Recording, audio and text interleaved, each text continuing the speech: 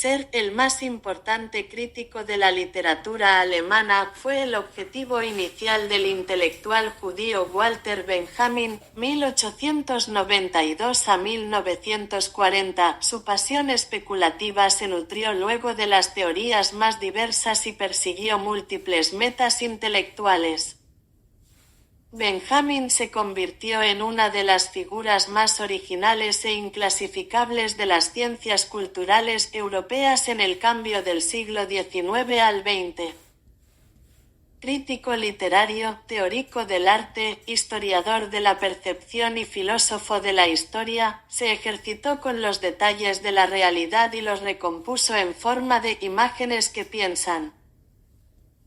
Fue uno de los primeros autores contemporáneos en advertir el potencial cultural y político de los nuevos medios, como el cine, y articuló una personal idea de progreso a pesar del auge de los totalitarismos. Sus ideas sobrevivieron a su suicidio en la frontera franco-española cuando comprendió que no podría huir de la persecución nazi.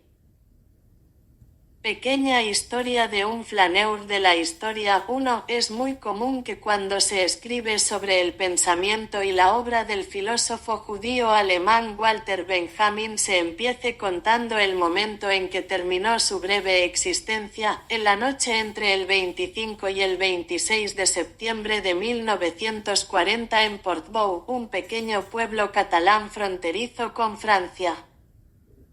Allí, en una habitación del Hotel Francia, el filósofo, ensayista, crítico literario y de arte, traductor y escritor alemán puso fin a su vida ingiriendo una dosis mortal de morfina que le causó una hemorragia cerebral. No está clara, sin embargo, la serie de acontecimientos que llevó hasta aquella noche. Se sabe únicamente que Benjamin, en su huida del régimen nazi, disponía de permiso para entrar en España, pero no para salir de Francia, por lo que fue retenido en Portbou hasta que se aclarara su situación. Puede suponerse que, temiendo ser devuelto por las autoridades españolas a la policía colaboracionista nazi francesa, Benjamin optara por el suicidio. En cualquier caso, el día después de su muerte las autoridades de control de la frontera franco-española sí permitieron que el resto de la pequeña expedición que lo acompañaba continuara su viaje hacia Portugal y Estados Unidos y, de este modo, se salvara. En este pequeño grupo se encontraba Jenny Burland, futura esposa del psicólogo Erich Fromm, y el hijo de esta. Ni siquiera sobre los hechos concretos del entierro de Benjamin tenemos datos fiables. Sabemos que fue enterrado el 28 de septiembre en el nicho 563, cuyo alquiler durante 5 años, hasta 1945, fue pagado por la propia Burland. Tras este período, parece que el cadáver del filósofo fue exhumado y trasladado a la fosa común del cementerio de Portbou, con lo que actualmente es imposible identificar sus restos mortales.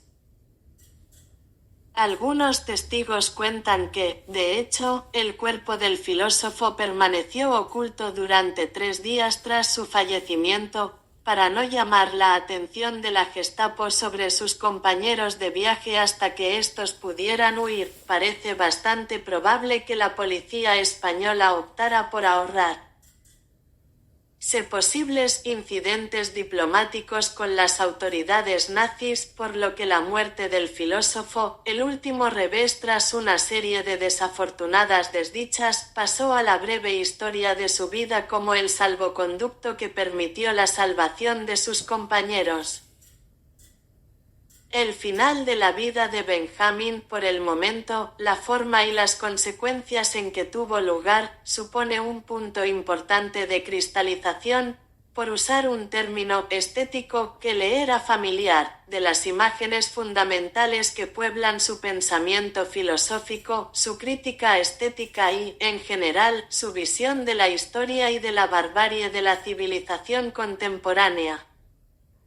Perseguido por su origen judío, exiliado político y apátrida en la Europa de los regímenes totalitarios, Benjamin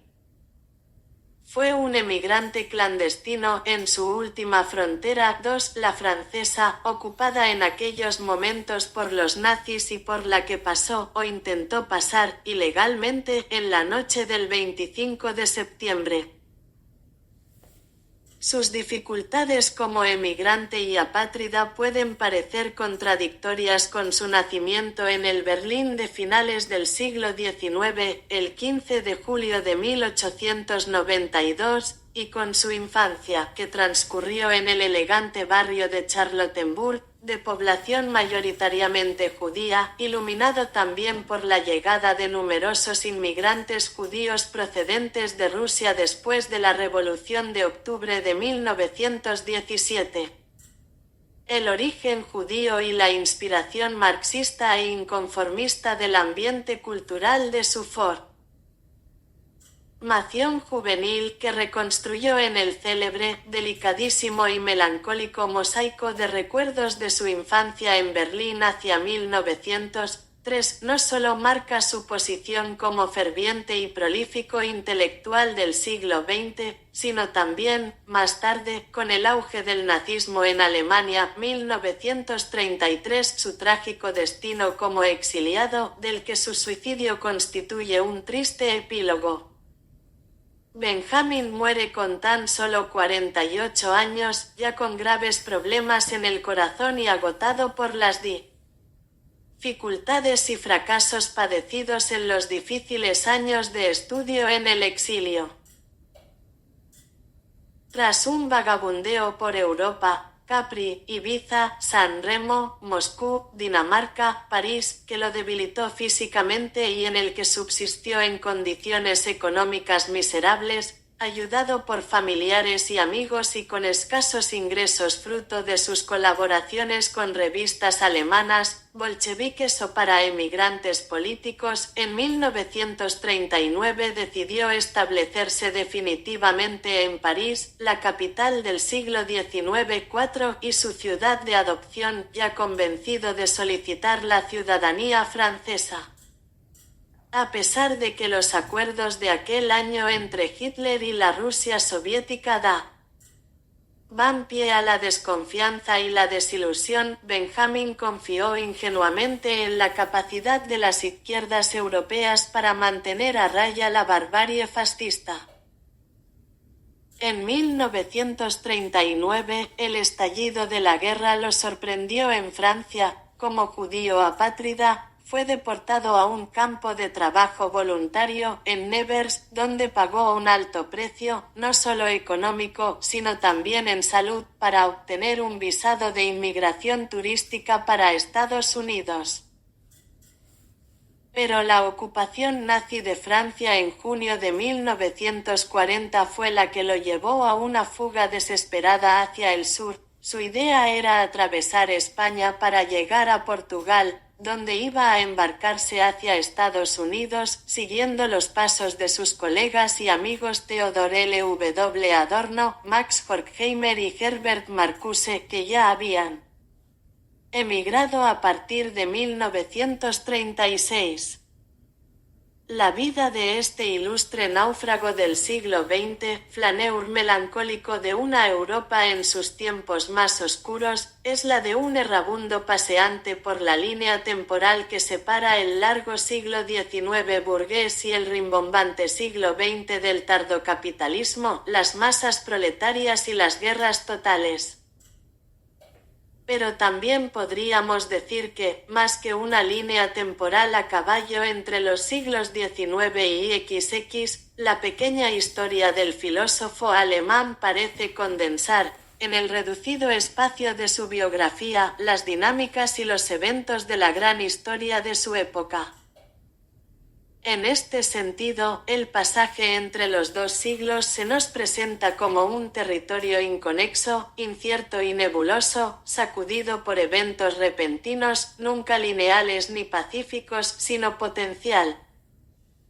mente impregnados de un futuro que llegará a contradecirlos, en su errar por este espacio incierto, la mirada crítica de Benjamin es capaz de discernir, antes y con más claridad que otras, las señales de la transformación de la historia.